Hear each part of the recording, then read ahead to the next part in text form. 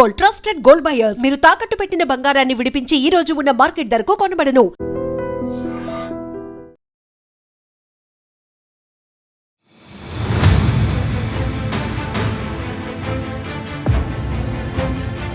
ఖమ్మం జిల్లాలో ఘోర రోడ్డు ప్రమాదం జరిగింది.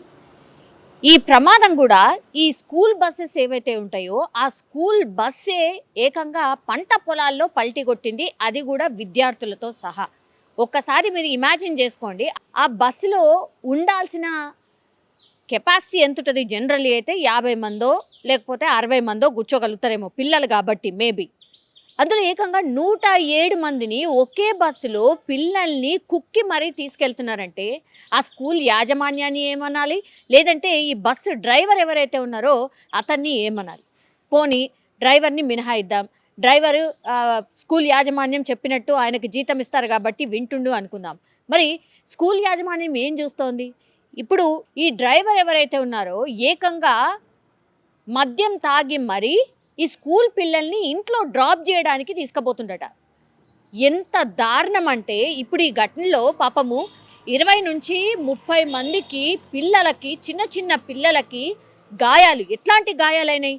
కాళ్ళు చేతులు విరిగిపోయినాయి, కొంతమందికి అయితే నడుము అంటే స్పైన్ విరిగిపోయింది, స్పైన్ మీద గాయాలయ్యాయట.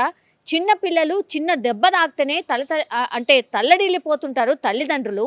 అట్లాంటిది ఏకంగా ఒక బస్సు బోల్తా కొడితే వాళ్ళ పరిస్థితి ఏంది ఒక్కసారి ఇమాజిన్ చేసుకోండి. అక్కడ ఒక్కసారి బస్ పల్టీ కొట్టగానే కేకలు, అరుపులు, అట్లాగే గట్టి గట్టిగా ఏడుపులు వినపడంతో అక్కడ రోడ్డు పైన వెళ్ళే వాళ్ళందరూ కూడా హుటాహుట్న ఆగి ఆ తర్వాత వాళ్ళు పూర్తి స్థాయిలో అంబులెన్స్లను కావచ్చు, లేదంటే ఆ స్కూల్ డ్రైవర్ని పట్టుకునే ప్రయత్నంలో భాగంగా స్కూల్ డ్రైవర్ పారిపోయాడట.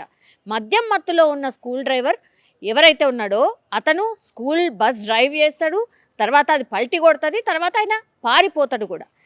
ఒకసారి ఈ ఇన్సిడెంట్ చూసిన వాళ్ళందరూ కూడా ఇది వివేకానంద స్కూల్కి సంబంధించిన ఒక ప్రైవేట్ స్కూల్కి సంబంధించిన బస్. ఇప్పుడు యాజమాన్యాన్ని ఏమనాలి? 107 మందిని ఒక్క బస్సులో కుక్కి పంపిస్తున్నారు అని అంటే స్కూల్ బస్ ఫీజు పేరెంట్స్ కడతలేరా? మరి ఫ్రీగా ఏమైనా బస్ ప్రొవైడ్ చేస్తారా? ఆ పరిస్థితి ఉందా? మరి పేరెంట్స్ అయినా అసలు ఒక బస్సులో ఎంతమందిని ఎక్కిస్తున్నారు క్వశ్చన్ చేసిన పరిస్థితి ఉందా? ఫీజులు కట్టడం, ప్రైవేట్ వాళ్ళ దానికి అప్పగించడమే లిటరల్లీ వాళ్ళ పిల్లల్ని. తర్వాత ఏం జరుగుతుంది ఏంటి అనేది ఎవరైనా పట్టించుకుంటున్నారా? ఇప్పుడు పట్టించుకోవట్లేదు అనే దానికి బెస్ట్ ఉదాహరణ ఇది అనుకోవచ్చు. ఇట్లాంటి ఎన్ని స్కూల్ బస్సులో ఇది బోల్తాబడి పిల్లలకు గాయాలైంది కాబట్టి ఈ విషయం బయటకు వచ్చింది, కానీ ఎన్ని చోట్ల ఇట్లాంటి ఘటనలు జరుగుతున్నాయో ఆర్ ఎన్ని చోట్ల ఇట్లా పిల్లల్ని కుక్కి ఒక బస్సులో కుక్కి పంపిస్తున్నారో మనం ఇమాజిన్ కూడా చేసుకోలేం. చిన్న చిన్న పిల్లలు పాపము, వాళ్ళు ఏం తప్పు చేశారని ఇట్లా బలైపోవాలి? వాళ్ళు ఏం తప్పు చేశారు అని ఇప్పుడు గాయాల పాలై హాస్పిటల్లో ట్రీట్మెంట్ తీసుకోవాలి. ఇప్పుడు వ్యవస్థ ఎట్లా మారాలి? పేరెంట్స్ అసలు క్వశ్చన్ చేయడమే మానేసినందుకే ఈ ఘటన జరిగింది. నిజంగా చెప్పాలంటే లిటరల్లీ పేరెంట్స్ తప్పే ఇందులో. యాజమాన్యం ఏమున్నది, రోజు పోయేలాగానే పోతుండ్రు అని అనుకుంటారు. మద్యం మత్తులో డ్రైవర్ ఉన్నాడు అని అసలు ఎవరైనా కనిపెట్టినరా? మద్యం మత్తులో డ్రైవ్ చేసినందుకు ఇప్పుడు పిల్లలు ఒకవేళ ప్రాణాలు కోల్పోయి ఉంటే ఇప్పుడు ఇంత పెద్ద గాయాలైనాయి, వాళ్ళ ఫ్యూచర్ ఏంటి? వీటన్నిటికీ ఆన్సరబుల్ ఎవరు? ఇవన్నీ కూడా పేరెంట్స్ పాపం అక్కడికి వచ్చిన తర్వాత ఒక్కొక్క పిల్లగాడిని చేతిలో తీసుకొని వాళ్ళు ఎంత భయపడిపోయి ఏడుస్తుంటే వాళ్ళని ఓదార్చలేక వాళ్ళ పేరెంట్స్ పరిస్థితి అత్యంత దారుణం. కానీ ఈ మిస్టేక్కి కారణం కూడా పేరెంట్సే. ఈ వ్యవస్థ మారినప్పుడు, ఈ వ్యవస్థని క్వశ్చన్ చేసినప్పుడే ఇదంతా కూడా మారుతుంది. లేదంటే మాత్రం ఇంకా ఎంతమంది ఇట్లాంటి స్కూల్ పిల్లలు లేకపోతే కాలేజ్ పిల్లలు ఇట్లా బలైపోవాలో అసలు మనం ఇమాజిన్ కూడా చేసుకోలేం. ఇప్పుడు ఖమ్మం జిల్లాలో అత్యంత ఘోరమైనటువంటి రోడ్డు ప్రమాదం జరిగిన తర్వాత ఇప్పుడు హుటాహుట్న ఆర్టీ అధికారులు, ఇక మిగతా అధికారులు, గవర్నమెంట్ వ్యవస్థ అంతా కూడా కదులుతుంది. ఓ 3-4 రోజుల పాటు కొంచెం హడావిడి చేస్తారు, ఆ తర్వాత నథింగ్. సేమ్ అదే పరిస్థితి ఉంటుంది.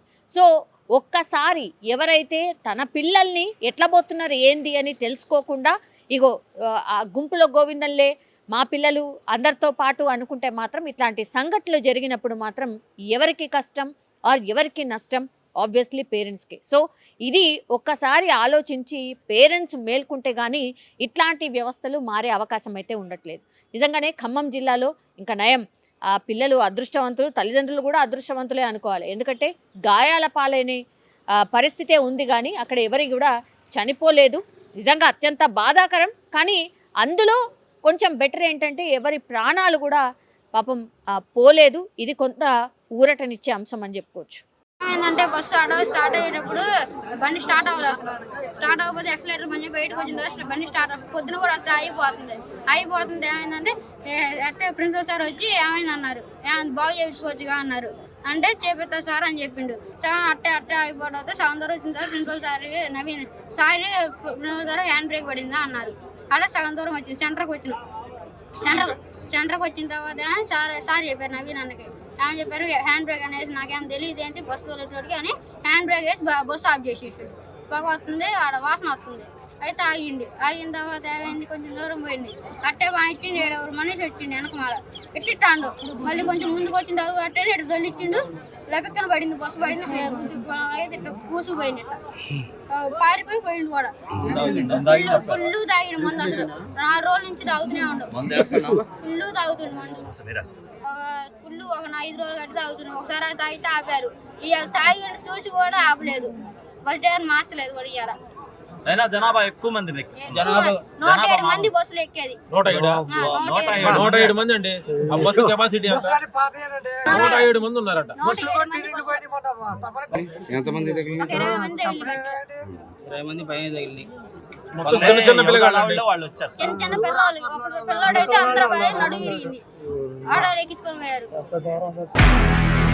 నిజంగా ప్రస్తుతం ఉన్నటువంటి సమాజం దేనికి ప్రయారిటీ ఇస్తుంది? ఆర్థిక సంబంధాల చుట్టూ మాత్రమే తిరుగుతుంది. మళ్ళీ ఎన్నికలంగానే చాలా విరక్తి కలుగుతాను. మంచి అనిపిస్తుంది కదా, లేడీస్ కూడా ఛాలెంజింగ్ జాబ్స్ చేసినప్పుడు చాలా బాగుంటది. ట్రాఫిక్ అసిస్టెంట్స్ గా నియమించిన ట్రాన్స్జెండర్స్ అందరితో సాల్యూట్ చేయించుకుంటున్నారు. ఫుడ్ డెలివరీ ఇవ్వటానికి వెళ్ళినటువంటి డెలివరీ బాయ్ అనిల్ పై కళ్ళ ముందు